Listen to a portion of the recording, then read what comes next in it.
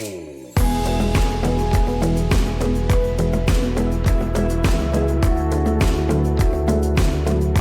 to Muth Arrak Ministries Podcast, a conversation from the Uniting Aboriginal and Islander Christian Congress in Queensland. Muth Arrak speaks about ministry of peoples walking together with Aboriginal and Torres Strait Islander peoples and communities as we grow in faith, leadership and service in Christ. In this series, we reflect on the stories, culture and communities that shape our ministry. We honour the journeys of those who have gone before us, and we listen to the wisdom being shared today. And we look forward to the new legacies God is calling us to build for generations to come. Grounded in the values of relationship, place-based ministries, reconciliation, and raising leaders generation to generation, these conversations invite us to walk together as first and second peoples in the life of the church. Join us as we explore the vision of Muth Arrak and what it means to equip God's people for ministry today.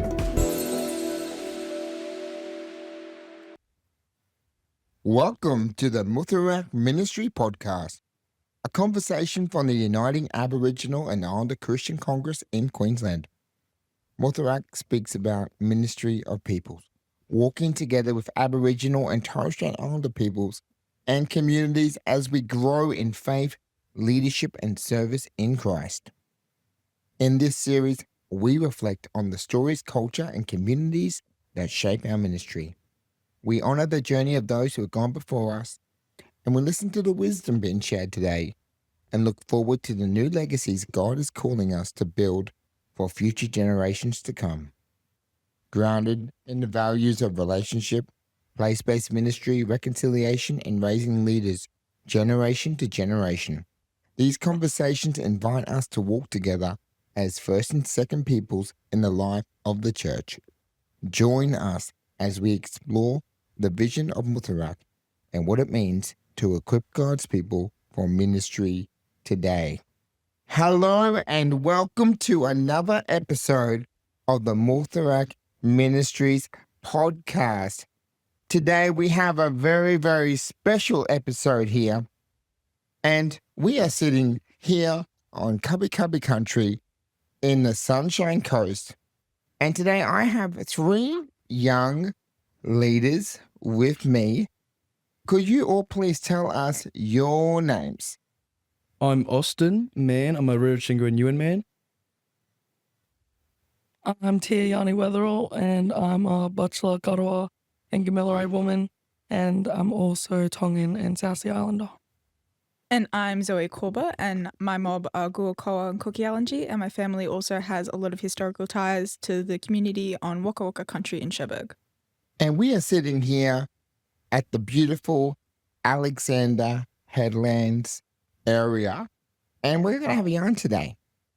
And we're actually here right now at the Easter Madness Camp. So how has this camp been for you guys? I think it's been wonderful. It's been great seeing the youth and what God's doing in the youth ministry. It's great to see God working in different ways with different people and seeing the beauty shine through every single person.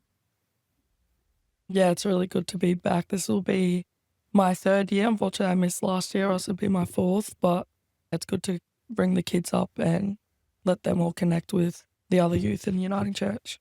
Yeah, I just love seeing everyone come together and being able to create relationships across the wider church community and share in their faith and their love for Christ. All of you guys are in your early 20s. You're passionate about helping young people. You're passionate about building the church. Could you tell us a bit about what faith and church communities you come from? I come from the Gap Uniting Church. I come from Zilmi Uniting Aboriginal and Islander Christian Congress, and I also come from Oxley Uniting Church as well. So I come from the Zilmi Uniting Aboriginal and Islander Christian Congress. And then I come also from the Zilmia Aboriginal and Islander Christian Congress Church. And then, like Austin, I also jump over to Oxley every now and then as well. Fantastic. Well, it's so great to have you guys here today, and it's great to hear your connection to the Congress here in Queensland. So one thing I'd love to talk to you about today is not just the future of Congress and some of the great things you're doing, but could you share a bit about your story? your story and discovering Christ, your story and connecting to the church. Zoe, do you want to go first today? Yeah, sure. So I always grew up going to church with my mum and my sister and my family.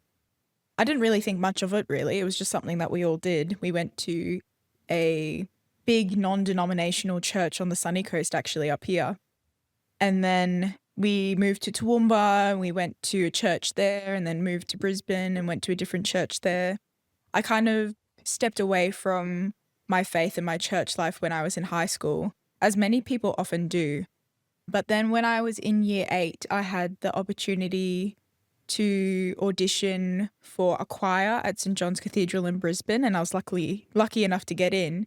And through that opportunity with singing with my faith, I was really reignited in my love for Christ and my love for God and the community that can bring.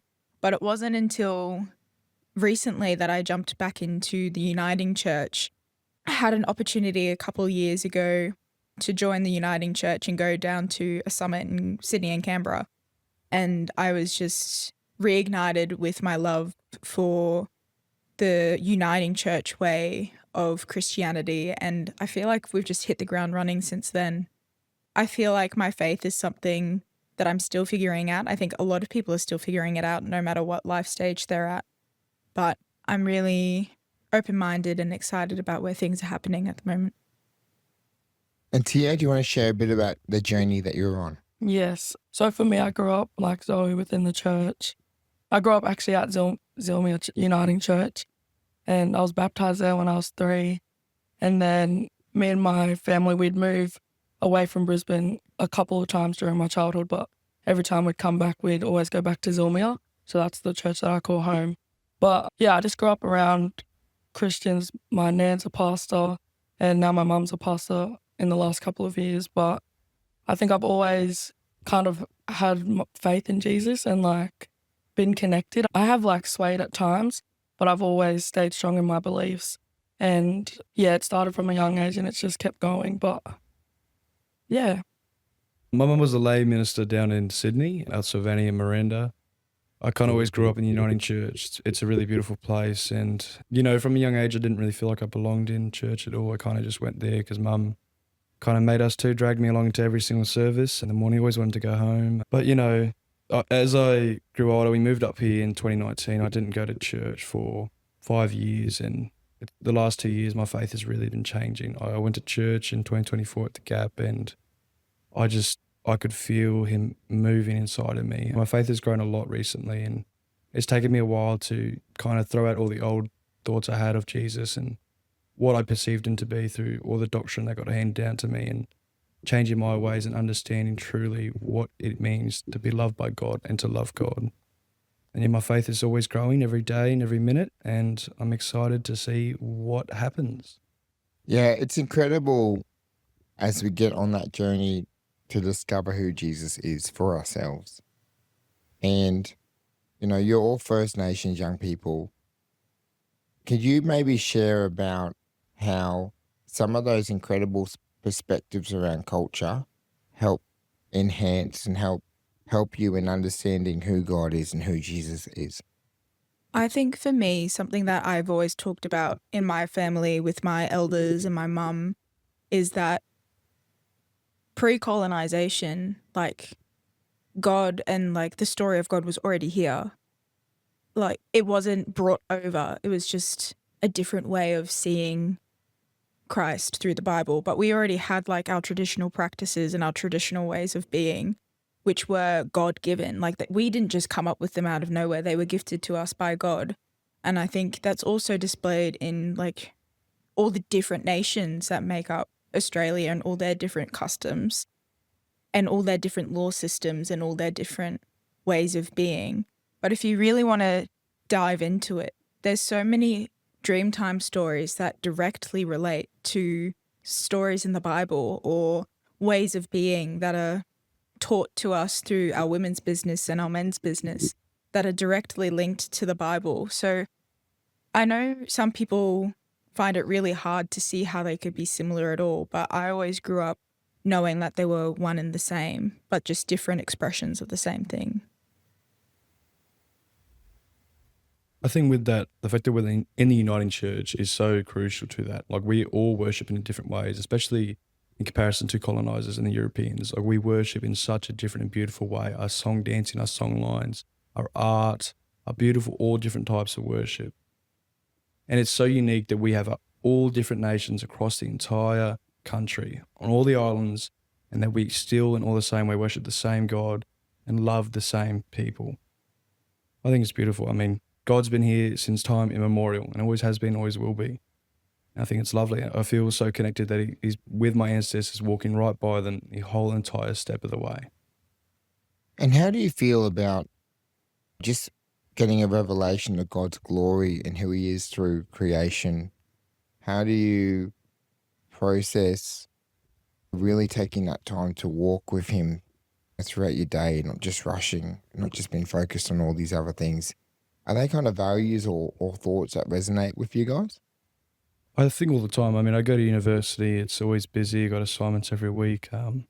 Life gets pretty hectic sometimes, but it's in those moments, when you're driving to and from university that you have to spend with God, whether it's in your worship music or you're just there, silent car ride, and you're just there open praying the whole way.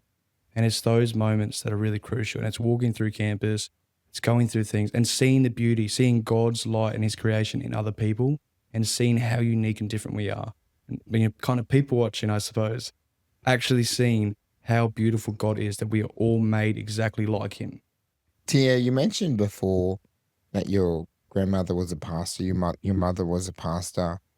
I'm sure all of you have had, incredible First Nation pastors and spiritual leaders who have shaped you and encouraged you. Do you maybe, Tia, you want to start? You maybe want to talk about who supported you and how they've supported you and the difference that has made. Yeah, it's made a big difference. I think for me it would be my nan and my mum. So growing up, I think my mum committed her life to Jesus when I was 3. That's really all I ever knew. But yeah, I feel like when you grow up in it, you see God's love in the people around you and the people that are meant to show it to, like your nan and your mum and your siblings, your fathers, whatever. But yeah, I think it's just, for me at least, like growing up in it, that's just what I've known. It's who I am. It's who the people around me are. And it's just what I've seen constantly throughout my life. So that's just kind of how I try to go about my day, is like them. Yeah. What about you other guys? Has there been some people who have been really great in helping you understand how culture and faith work together? I think like Tia, definitely my mum and my women mentors. The women mentors in my life have always been the ones that I've turned to when I have questions or when I need to see a way of doing something, and they've always been the ones that are there to also pull me up when I'm going astray, which I've always been really grateful for. I think it's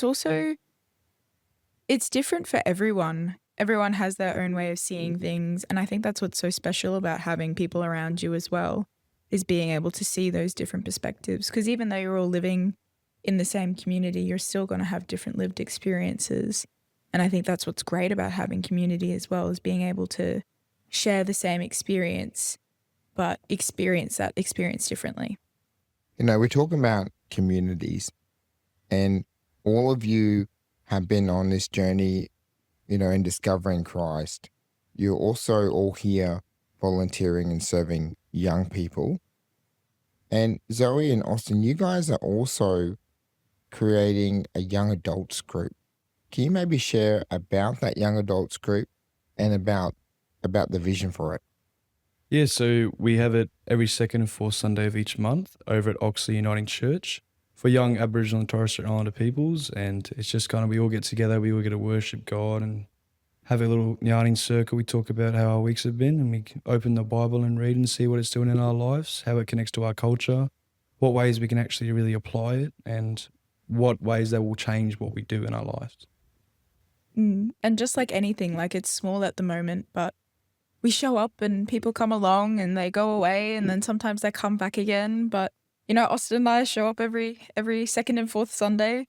So it'll take time, and I think we know it will take time, but that's what you got to do sometimes, is just got to wait, and if you keep showing up, people will come along.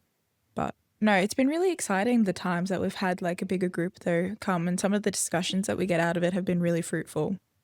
What have some of those discussions been around, some of the topics? I think one of the most recent topics that we had was around, Samaritan woman. the Samaritan woman, and how that verse in the Bible at face value is really impactful. But when you actually dive into it a bit deeper and think about the social situation, how the Samaritan woman, if you think about it, she was out there in the middle of the day with no one else around her. So there's a reason why she's out there in the middle of the day with no one else around her. She was outside of her community. She didn't fit in. She didn't belong. But then Jesus, who is this, at the time he would have been a rabbi, and in that community like status, like it's so random that a rabbi would be coming up to this woman at this well in the middle of the day. Like it was completely unheard of.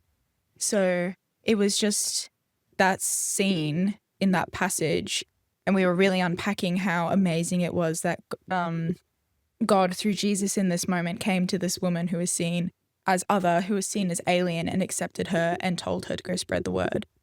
And then we were talking about how we can bring that into our day-to-day lives and not judge people for who they are, and accept them for who they are and meet them where they're at, and understand that everyone comes with their own story, everyone comes with their own baggage, but that's what makes them who they are. That doesn't make them a better or worse person. That's just who they are, and to accept that and to love them regardless.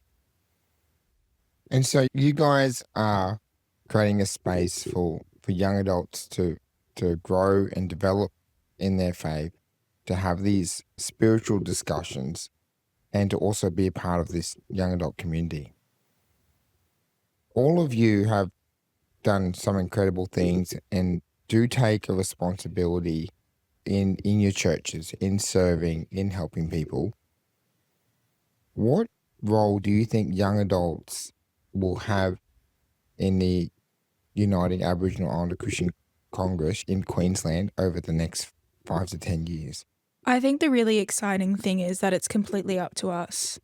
I mentioned earlier that an opportunity that I went to a couple years ago, it was the Pacific Australia Emerging Leaders Summit, which Tia also came along to. And that's a church-based opportunity. And Tia and I wouldn't have been able to go if we weren't in the Uniting Church community. And it was such a great experience to see where all these other people, all these other mob, all these other First Nations people are, who are also part of the Uniting Church and the wider church denominational communities. But we really are in such a time where we can really choose our own paths and really direct what we want. We just have to ask for it, or we have to create that space for ourselves. I think there's a lot of movement, especially in Queensland with the UAICC, to really facilitate us as young people and try and equip us to be what we want to be, whether that's to facilitate us with admin skills so we can go into the admin space, or with pastoral skills so we can go into the pastoral and chaplaincy space. And I think there's just so many opportunities that we are able to access through the UAICC lens, and it's really exciting. And do you think that, culturally, the role of mentoring and that strong connection to the generations, do you think that helps create those opportunities for young people? Yeah, I think as blackfellas, I feel like that's kind of embedded into how we are and how we do things, and why we do things is by listening to our elders, whether that be your auntie, your mum, your nan, whoever it may be. I feel like they always will play a role in what you do. And it kind of just, again, that kind of goes back into how First Nations, like, law and knowledge ties into being a Christian. And yeah. Tia, I want to ask you a bit about Zilmia. Even at this camp here, there's quite a few young people from the youth group and from the church who are here at the camp. Do you want to talk about about Zilmia and its role down here in the southeast in being a space for young people, being a space for families to come and grow and learn about Jesus? Yeah. So I think specifically within North Brisbane at least, Zilmi has always been kind of consistent when it comes to being a First Nations church and a First Nations community. Throughout the years, obviously, I'm only young, but I've seen it from when I was little, and my mum tells me about it. Zilmi has always been there from all the generations, whether that be from when my nan was doing church there to now that my mum's there. I just feel like it's kind of like, in a way, home base for blackfellas in Brisbane.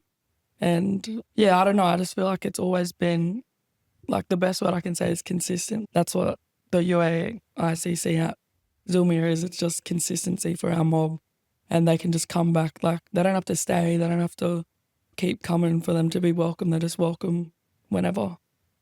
Yeah. And there are young adults out there listening, especially as Aboriginal and Torres Strait Islander young people.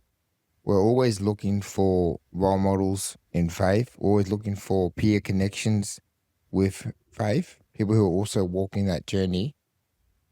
What would you say to those young people? Like, what kind of invitation would you give them to connect with maybe the young adults group, or maybe connect with a Muth Arrak or a Congress church in their area? What would you guys say to them? I think I'd say that your voice needs to be heard. You know, we all have, our opinions matter, and our voice as First Nations people is so important in spaces where we are not recognised at all whatsoever, especially where we are seeing things going horrible for our communities. It's step up. We need people to step up and get discernment from your elders, from the spiritual leaders, and be there, be present and be encouraged. Try and be encouraged as much as you can, and know that no matter what you do, God will love you the exact same. No matter how many times you fail, how many times you mess up, you will still love the same, and He still wants you to step up in those roles. We need people in those spaces. And what about you, Zoe and Tira? How do you feel like your voices are being heard in Congress? I think we have a very unique opportunity, myself and Tia, with our mums both being very involved in the UAICC. But regardless of that, I think the UAICC is very active in wanting to hear what their young people are saying and what their young people are wanting and what their young people are trying to do with their lives, and trying to facilitate that the best they can. For example, I'm starting a certificate in chaplaincy, but I wouldn't have been able to do that without the UAICC's help and the UAICC's facilitation of that. And that's something that's really exciting. And I know there's a few other UAICC members who are doing similar things with different courses that they're doing. But I think there's also a really great understanding that, yes, we're young and yes, we're still learning ourselves, but we can still bring something to the table. I know, and I'm sure it's the same for you, Tia, but I'll have conversations with Mum in our living room about things, and then she'll like go away and come back a couple of days later and she'll be like, oh yeah, Bub, so I actually mentioned that to like this person in this meeting. I'm like, oh, okay, did you now? So it's even unintentional. And I think that's also just how our mob does it. It's not always straightforward and obvious that it's happening, but it just happens naturally.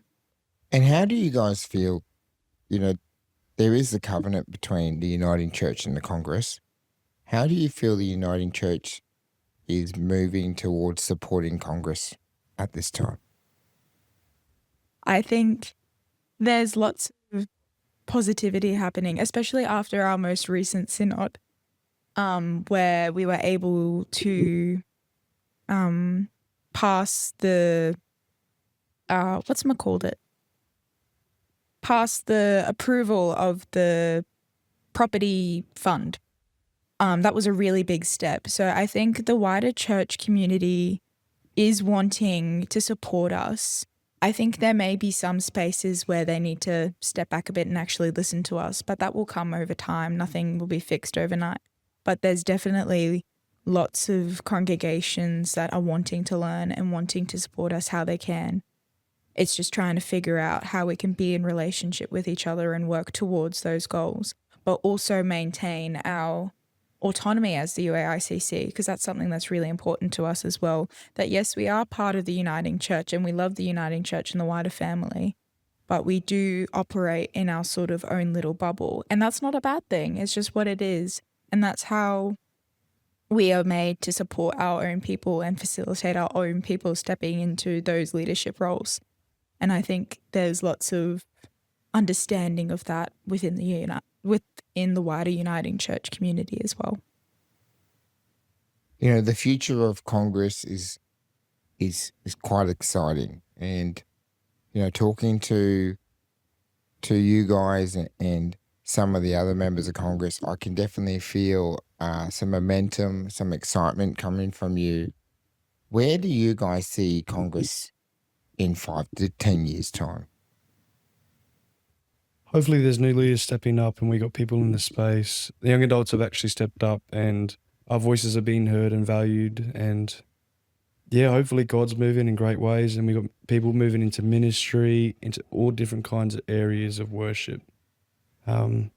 Yeah, God's working in different ways, and it'd be great to see young adults stepping up to the plate. I'd love to ask this bold question too.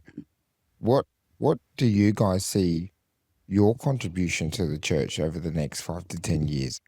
I mean, I know I definitely would love to see some form of young adults group that is that middle ground between the wider community and our executives. I'd love to see that form in some way, whether that's me or whether that's Tia or whether that's Austin or whether that's someone else who we haven't found yet. I don't know, but I think that's something that I would definitely love to see. I think for me personally, I'd love to just continue working with our youth at Zilmia, get Fuse, the young adults group at Oxley, up and running and thriving. I think, yeah, for me personally, I'm just wanting to see our younger parts of our congregation really thriving. And Tia? Honestly, the same as Zoe. I think, and I've always thought that it starts with the young people, specifically the children.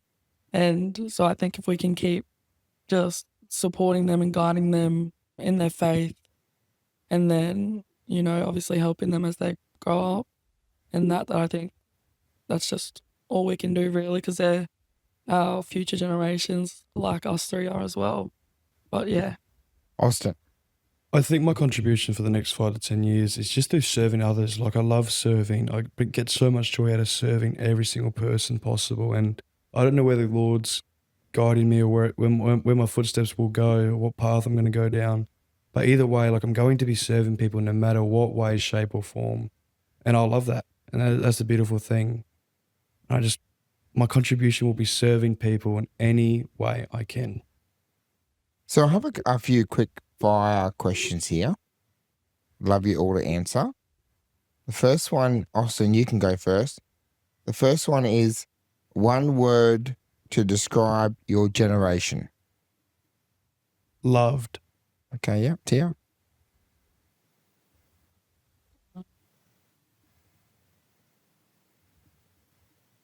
Powerful. Ooh, I'd have to say passionate, so it kind of matches both of Okay, yours. okay. Good. All right, we'll start with you, Zoe, on this one. A leader who inspires you. I mean, it sounds cliche, but I'd have to say my mum.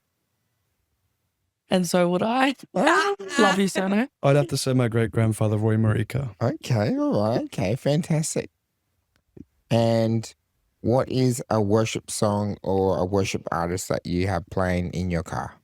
Oh, I have to say CeCe Williams. But like, you know what? That's Zilmia. Zilmia classic though. Mhm. If I'm looking for worship, Tasha Cobbs. If I'm looking for rap, Lecrae. Okay, yeah, That's yeah. good. I think I'd have to say Forrest Frank, Jesus Paid It All, Worthy of the Price. Just, you know, revitalising the old hymn. And it's really good. Like, I remember when it came out, I was in my car driving home from school and I just cried and cried and cried. It's just such a beautiful song. So you guys leaving the Alan Jackson gospel album at home? Okay, all right. No problems. What is one thing that every young person needs to hear? that no matter what you do, you will always be loved by God. No matter how far you step away, no matter how many times you turn yourself back to God, He loves you the exact same and loves everyone the exact same.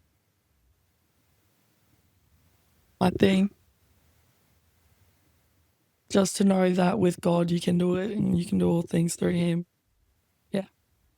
I think my one would be that you don't have to have it all figured out. Things will fall into place as they need to. You'll meet the right people at the right time for the right reason. And I think that it's okay to not know what's happening all the time. And Zoe, what's one message or one thing you want to say to elders? To the elders, Yeah. I think I would want to say that us young people are here and we're ready to step up. We just need to be given the space to do so. First off, I'd like to say thank you. Yeah. But no, thank you for giving us the opportunity to even be here today and to be able to sit in spaces like this. I think that's a privilege and an honour for us as young people. But like Zoe said, I think we are ready to step up. And I think when given the support from our old people and our elders to do that, we'll do it in the best way possible, in the way that God has planned for us. So, yeah. I think, well, thank you, obviously. But I'd like to ask for prayers. Like, I know our elders are always praying for us, but just ask for prayers for discernment. Like, the world is always so busy and we need to find that time to discern where God is calling us to be and where to step up and when to do it. There's always the right time for things and we need to figure it out when. Okay, and last quick fire question. What is one thing you want our listeners to take away from this conversation today? I think that the youth is on fire and we are ready to keep moving in God's presence. You know, we feel Him and we love Him and He loves us back. And yeah, we're ready to step up. I think takeaway to listen and seek out God, and also listen and seek out from your old people as well. You two stole mine, so I'll have to say pretty much the same, really, that, you know, all us young people are really excited and really passionate about whatever we are doing in our lives, and we all are doing different things, and I think that's our strength as well, all the different things that we're doing. But yeah, we need the support of our elders. Tia, could you give a bit of a plug for Zilmia to our listeners? Yeah, plug Zilmia. Yes. 385 Zilmia Road, Zilmia.